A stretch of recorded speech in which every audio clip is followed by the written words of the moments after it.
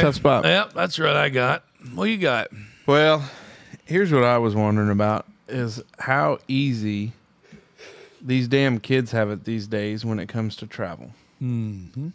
Because hey, good for them. it's good. It's worked out. But I was driving home, and in a moment of zoned in driving, I realized that I had not heard a peep for 5 hours from my middle child or my eldest child. And I was like, it must be those tablets that they have. And it must be those tablets that they have that they watch TV on the road. We don't do it at home. They don't get them. They don't even get out at home. Last time they were used was when we came back from there. But I was just thinking about how better it would have been to travel as a child. Like, we had books, crossword puzzles, magazines, newspapers. You look through the road atlas a million times.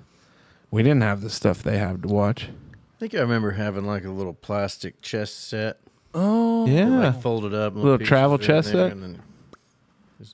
Can I tell you something that's...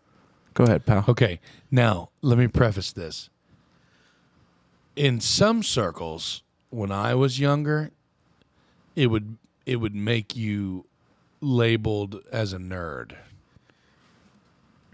Nowadays, I feel like it's more commonplace to be a part of this group or club, for lack of better words. But Maxwell is a member of the chess club at Holland Elementary. Nice. You know what I told him when he told me this? What? The Masoner kids, this is the first time in the history of Masoner children that one is running cross country and one is on the chess club. Yeah. Mm-hmm. It's wild. It's wild to think about. And I'm good. He likes it. And I don't know how to play chess. I think I'm too dumb to figure it out, which is, a thing. I could teach you. 5th grade chess champ. We didn't do it. Stu Townsend. We did not do it. You didn't? Oh, that's right. Only Maple Park kids did. Yeah, we did. Holland kids did not. They learned how to play chess in school. Yeah. We did. We didn't. I got the trophy at Dad's house, probably. Well, Dad's got the trophy. It didn't make the moves. Does it have a rook on the top of it or a knight? I don't know. I'll have to go dig through. Bishop? Hey, Papa Frank, if you're listening, which I know you are, can you dig in the closet and see if you could find that puppy? 5th grade chess champ trophy. Nice. Yeah. Well, that's good for him. It'll be good. Yeah.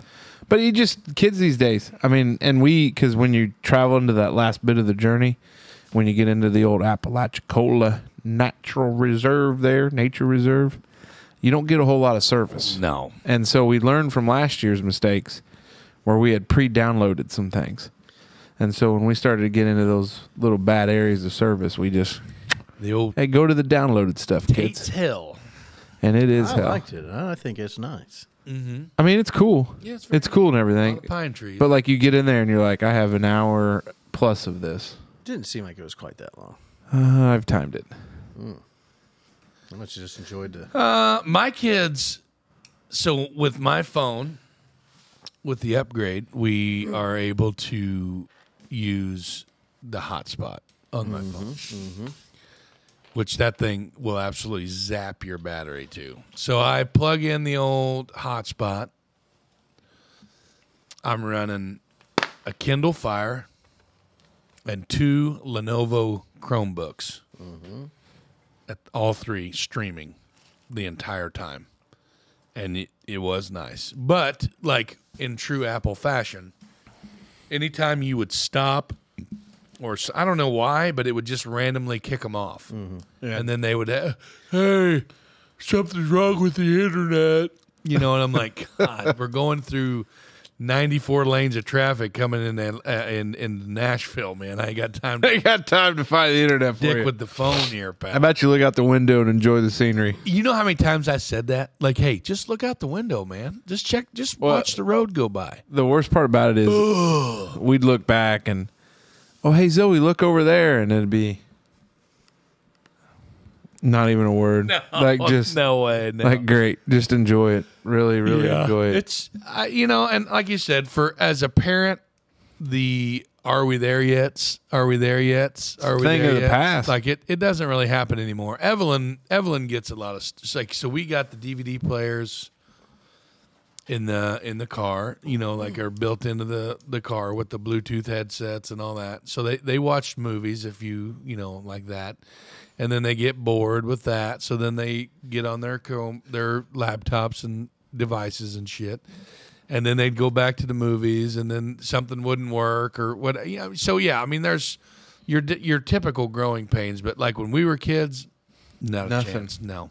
I got a CD player when I was however old, and I would bring my whole Trapper Keeper full of CDs and listen to an album front to back, and then literally just sleep, just kind of do whatever you had to do. Everybody got a blanket and a pillow, and then you just made the best of it. What's the longest car ride you've ever been on? Orlando. So about 16?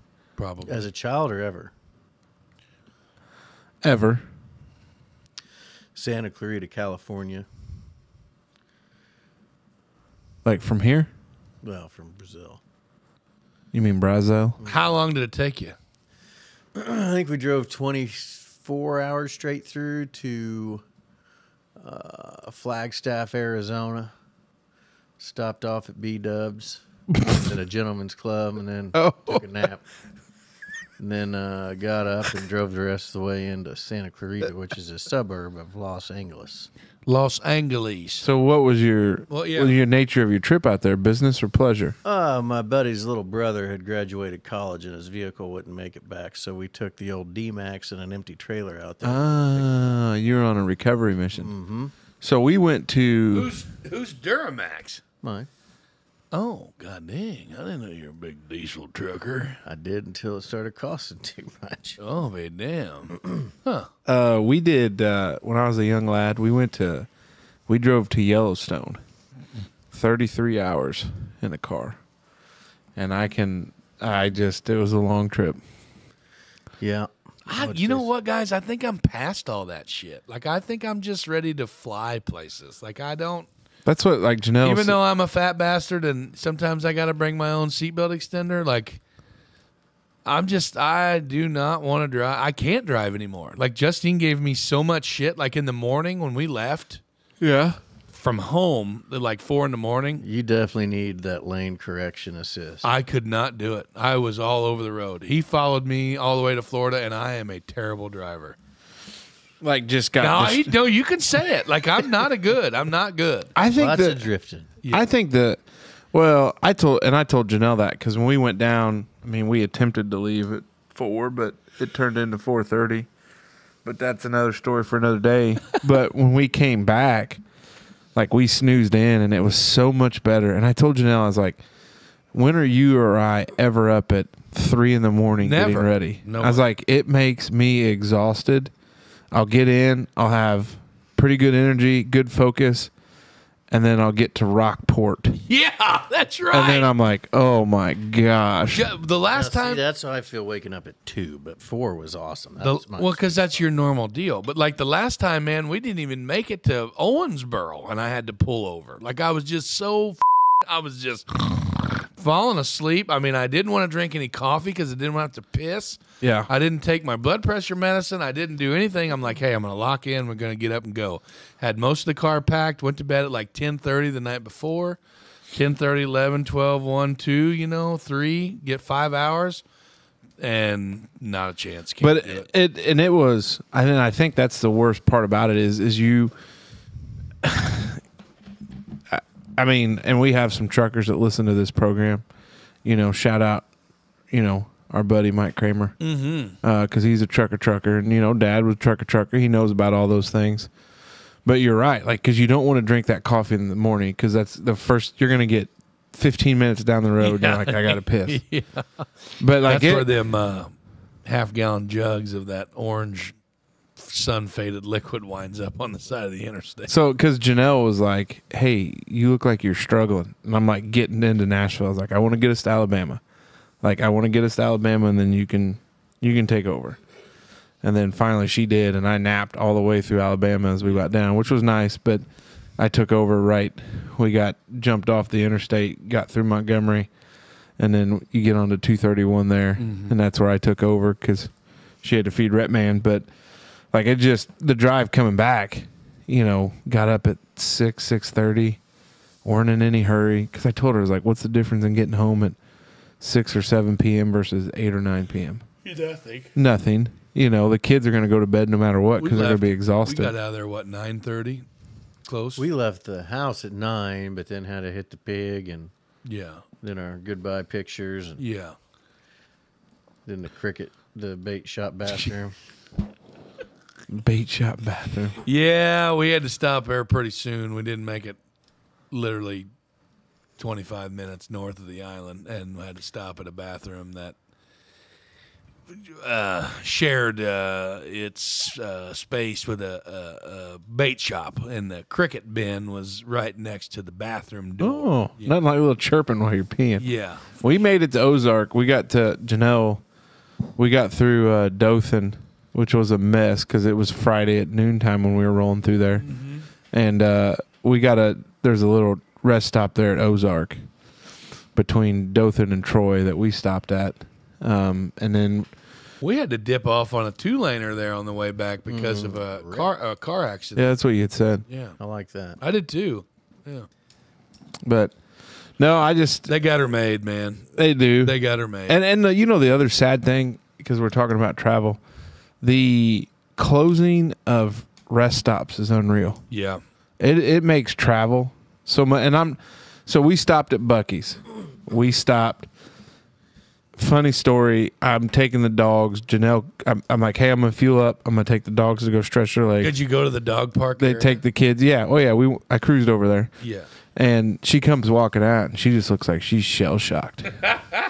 I'm like, what's wrong? Like, that's how he was. He was locked I was up. like, did you buy anything? No. And she's like, no. She's like, it is a madhouse in there. Well, sure. You got all these people. Some guys yelling about sandwiches. They're yelling out numbers.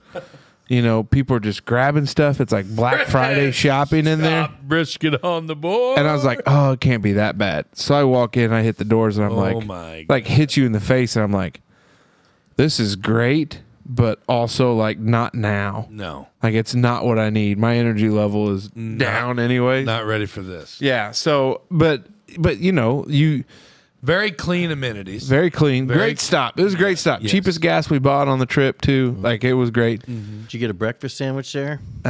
We didn't stop in the morning. We pulled off on an exit, peed, and then kept on moving. Water. That blows my mind. What's that? That you stop on the side of the road on an exit to piss instead of like going into a gas station. What do you think all those truck drivers do? Well, I mean, I'm sure they piss in bottles and throw it out the window. Some of them do, but they'll like. Yeah, rest stops are fine. I don't know why he's surprised, and you're looking at me like, that's the only way to do it. That's wild. If I told Jenna to get out of the car and squat and wiggle on the side of the 23 exit. No way. She would look at me and say, "You can go pound sand, bud." Well, the kids like, when we do like, because you got them kids out there on the side of the road pissing. Yeah.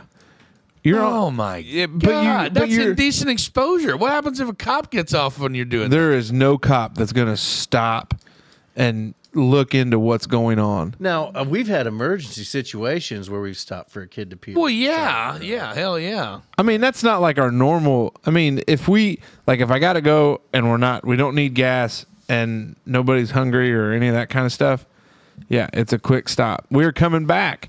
We were north. We were just south of Owensboro, right there. One of the kids, I got to pee. Well, that stretch on the Natcher, there's nothing. No. There's an exit, pulled over off the exit, so you're plenty of room off over.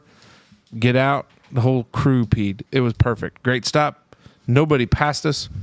Got back on the road. Like it is. That's awesome. But some of it is you can tell, like on the map, like you can see like if an exit's not a busy exit. So like the one we stopped at was south of Nashville. And there was nobody. There was one car. And with the Suburban, you open the back door, you open the front door. There's your stall. Yeah. You got to watch that at night, though. Bigfoot's a rapist. Yeah. He'll get you. Oh, my God.